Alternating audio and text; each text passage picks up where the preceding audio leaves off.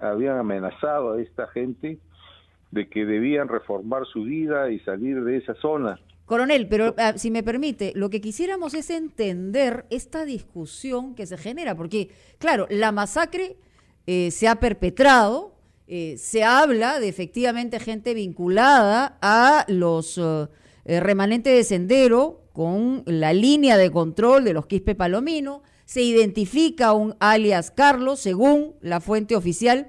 Sin embargo, la población, digamos, discute respecto a esta presunta autoría, o sea, qué cosa hay detrás y cómo podemos estar seguros de que estos indicios efectivamente apuntan a los autores que estamos mencionando.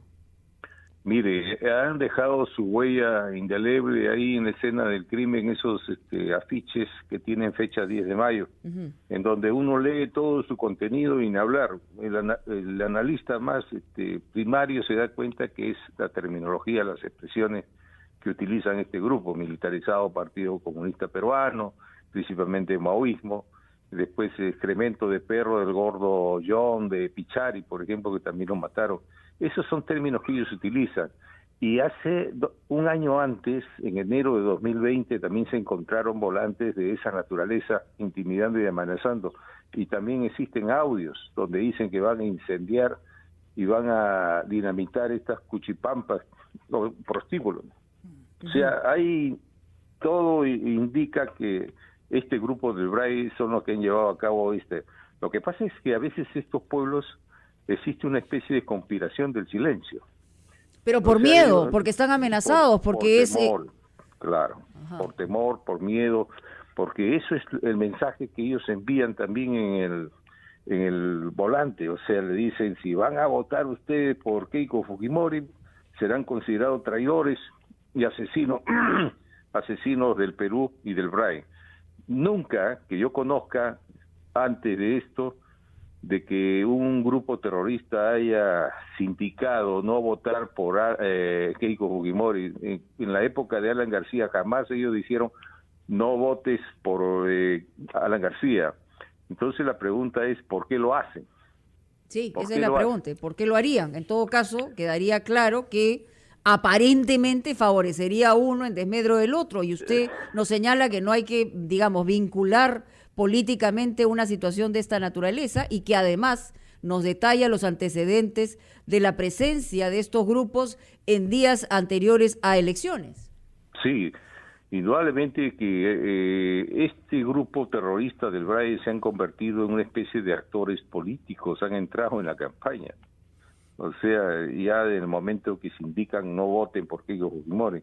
Entonces, acá hay un cordón umbilical en todos los marxistas y socialistas, que digamos, ellos lo que tratan es de construir el socialismo, una aspiración también de otros grupos socialistas. Por ejemplo, si limpian hacen esa limpieza social que busca erradicar los indeseables y a las lacras sociales, es para construir el socialismo.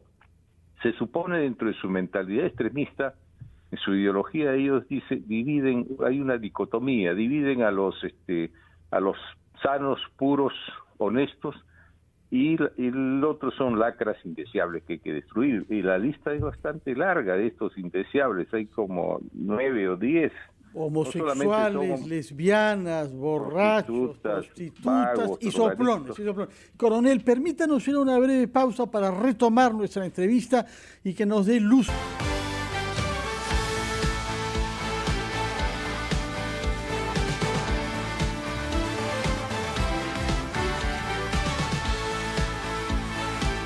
Muy bien, estamos de regreso aquí en Ampliación de Noticias. Fernando Carballo y quien habla, Mónica Delta. Estamos conversando con el coronel en situación de retiro, no solamente de la policía, abogado también, Benedito Jiménez Vaca, quien ha sido jefe operativo del Grupo Especial de Inteligencia GEIN en la Dirección contra el Terrorismo, y que evidentemente el logro más importante que tuvo este grupo fue la captura de Ismael Guzmán, preso con cadena perpetua, líder de Sendero Luminoso y del peor terror que hemos conocido en el país.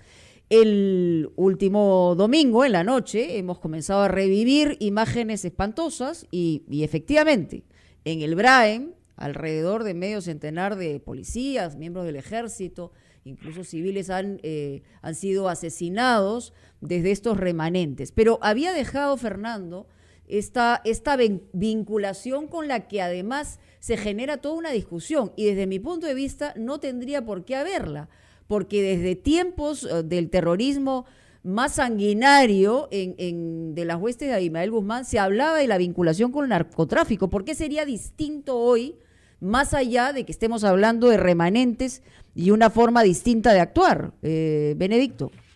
Bueno, el término remanente en sí no es el más apropiado. Sino, ¿cuál sería? Porque en realidad está ubicado en una parte del país y es lo que queda de Sendero, sí, ¿no? No, este grupo, por ejemplo, antes de 1999, 14 de julio, que cae el camarada Feliciano Ramírez Durán, pertenecía al Comité Regional Principal de Sendero Luminoso.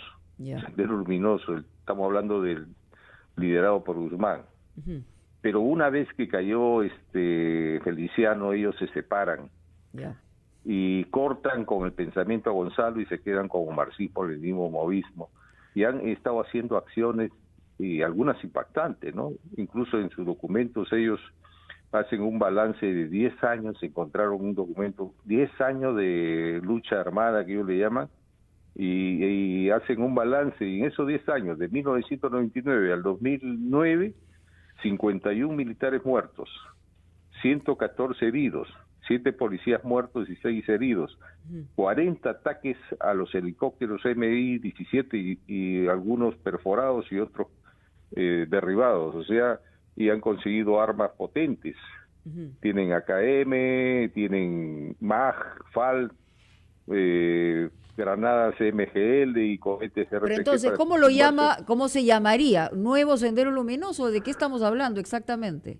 Y la pregunta está vinculada precisamente a este nexo con el narcotráfico que, digamos, son utilitarios para los efectos y para los objetivos que tiene, ¿no? Así es. Es un grupo terrorista que se autodenomina Militarizado Partido Comunista a partir de 1999.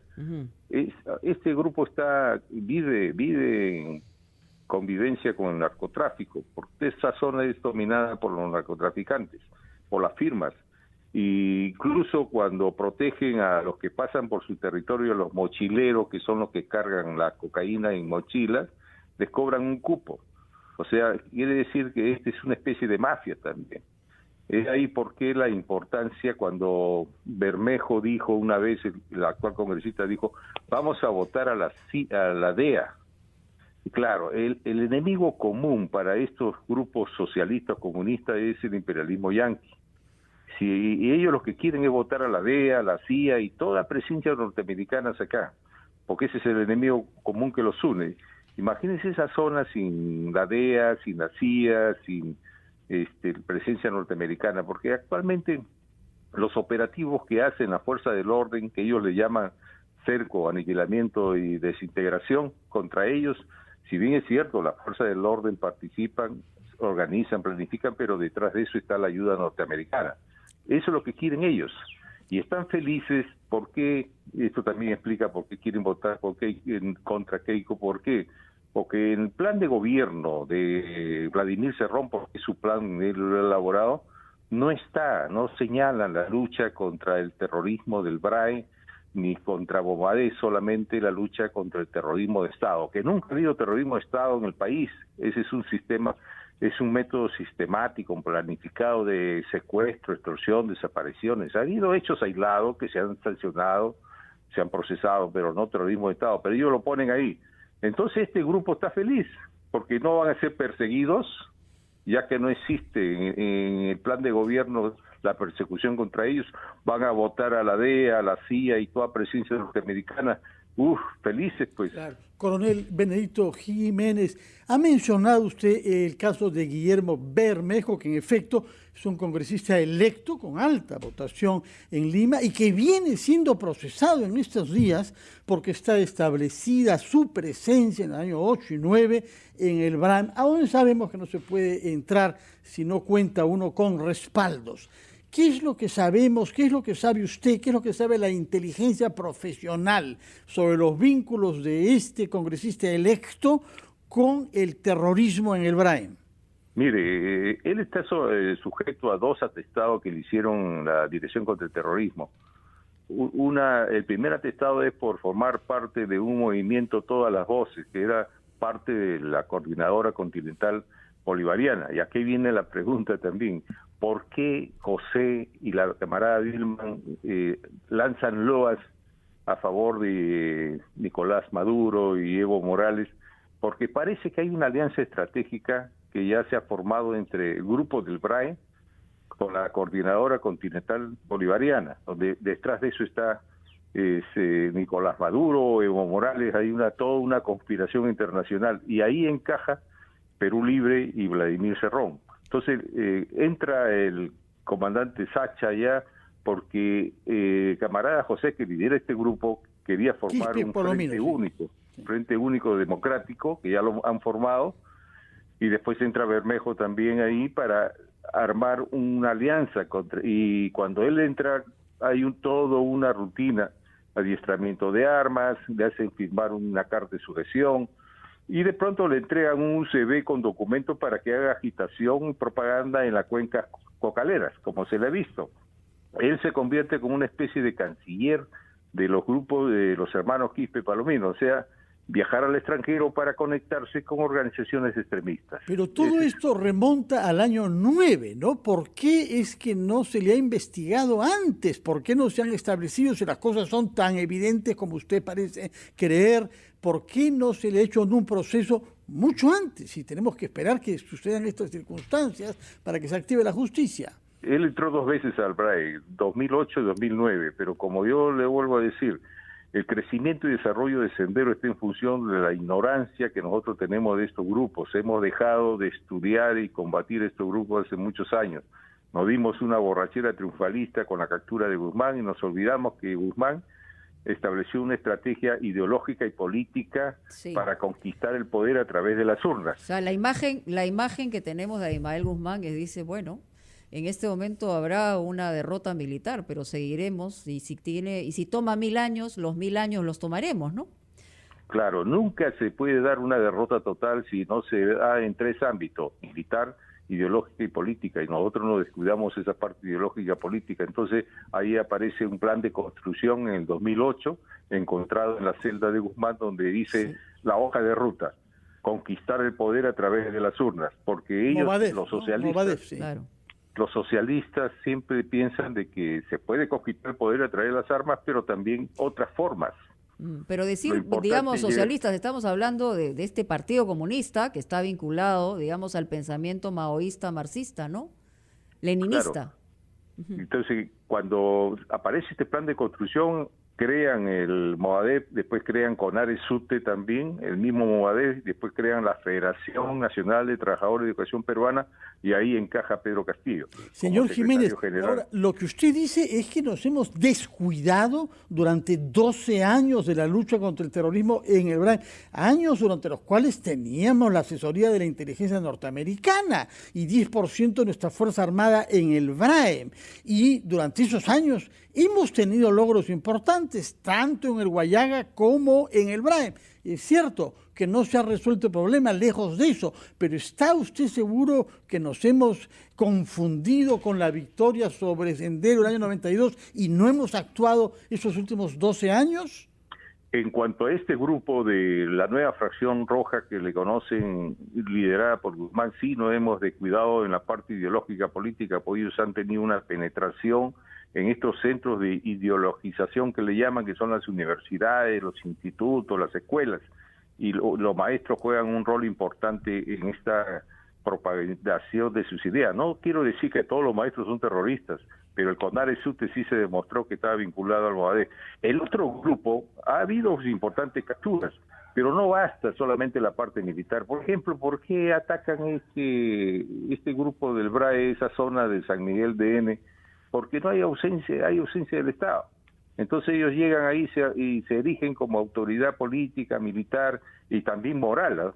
Sí. O sea, ponen sus reglas morales. La limpieza, sí. Claro, la limpieza, quiénes son indeseables y lacras sociales. Incluso dentro de las lacras sociales también consideran a los que residen mendrugos. ¿Quiénes?